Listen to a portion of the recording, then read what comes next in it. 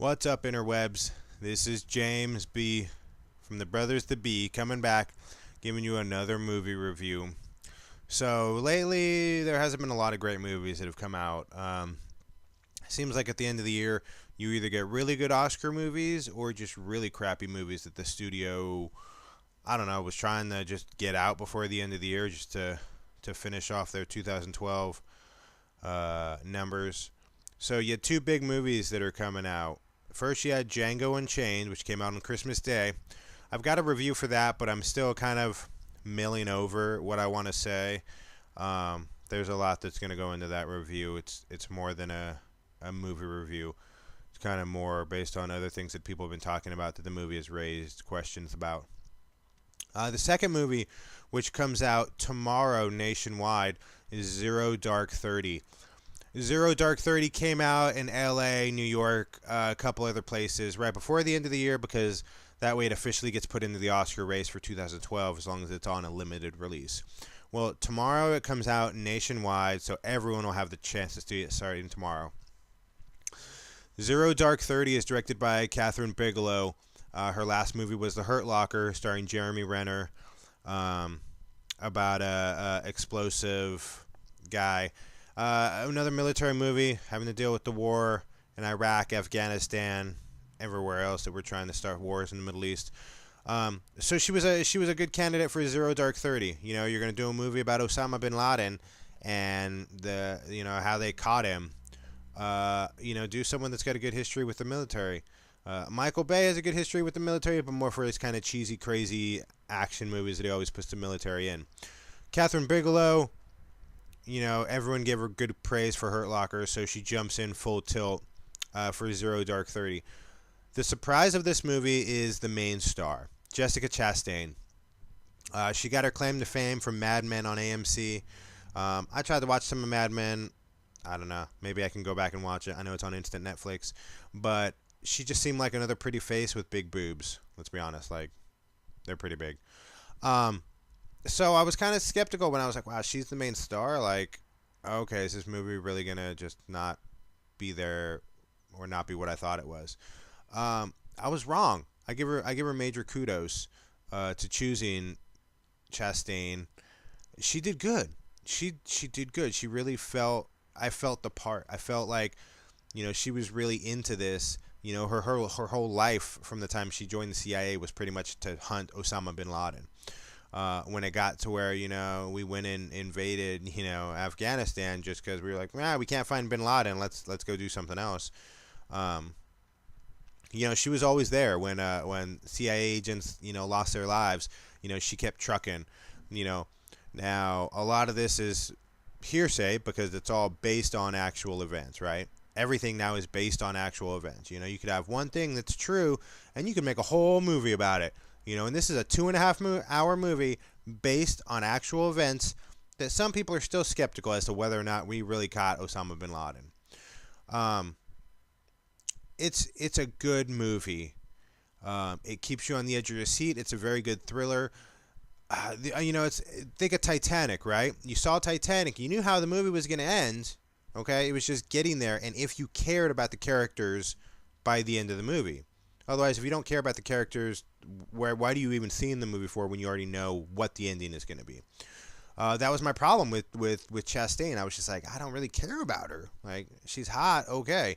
But by the end of the movie, you were just like, yeah, like, I feel good that she's going to get rectified, when they come back and be like, yeah, we caught him.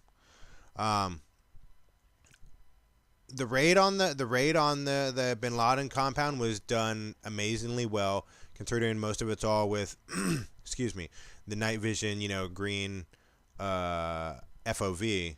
So it was still done really well. The Bin Laden kill was really quick. You didn't really even see what happened.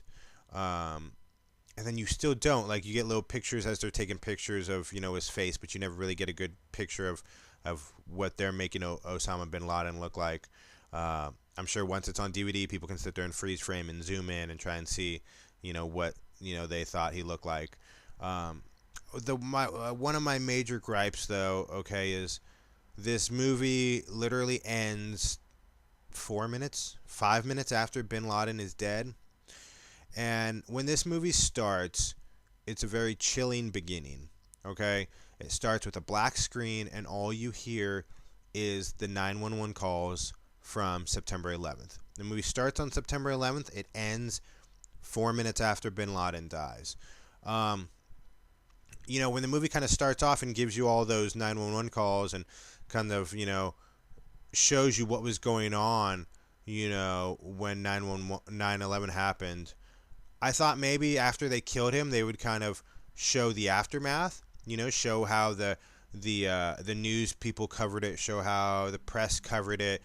Show what the White House's reaction was when they were told that yes, in fact, they raided the house, and yes, Bin Laden was there and they killed him. You get none of that. It's just like boom, okay, you get a quick moment with Chastain, and then the movie ends. I kind of wanted a little bit more, considering the movie took 2 hours and 25 minutes to get to where it was like, okay, this movie's about killing Bin Laden. Bin Laden's dead, and the movie just finishes. It barely gives you time to sit there and grasp that, okay, yeah, we finally got something done. I just wanted a little bit more. Just something else there. You're doing a 2.5 hour movie, you can spend 10 extra minutes, showing me some reactions. I know everyone kind of has their own reactions, and maybe that's what she was trying to go for was, I played out everything that happened leading up to Bin Laden. You all know the rest. Okay, whatever. But I know what happened on 9/11 too, and you went ahead and put those tapes out there to really just give you an emotional push at the very beginning. Is that all you were doing? You can't have it both ways, Miss Bigelow.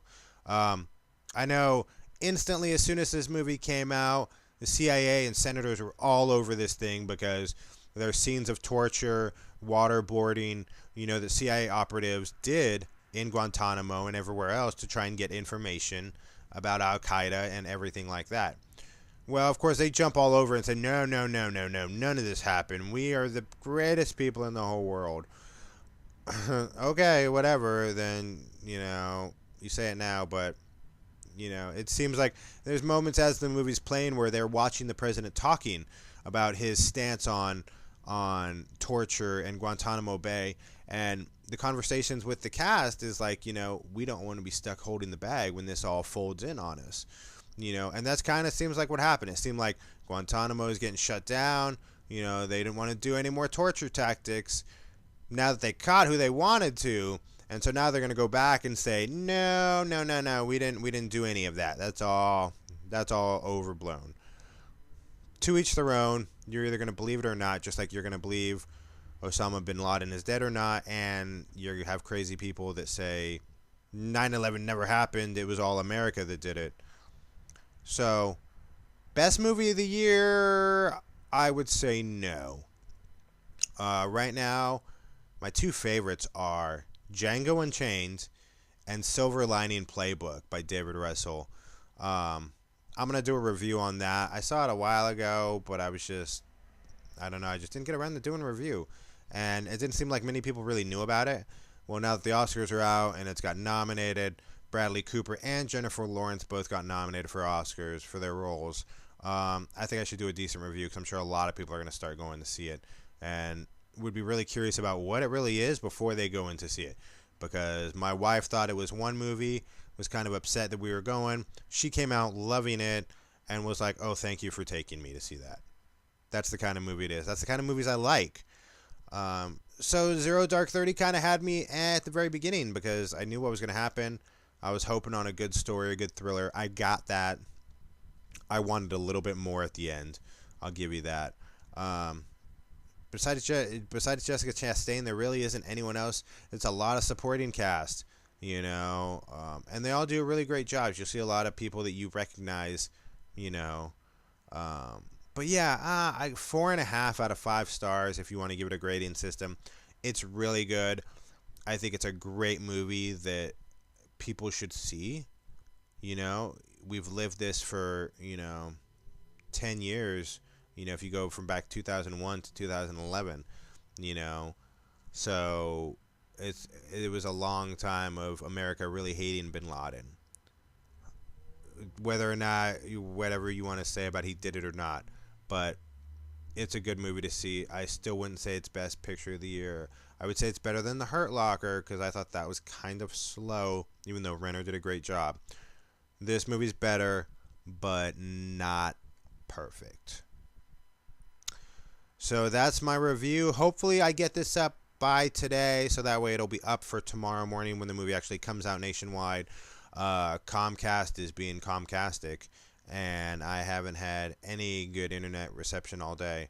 So let's see what happens. Till next time, keep on the lookout for my Django review and Silver Lining Playbook. Also check out Joe Knows.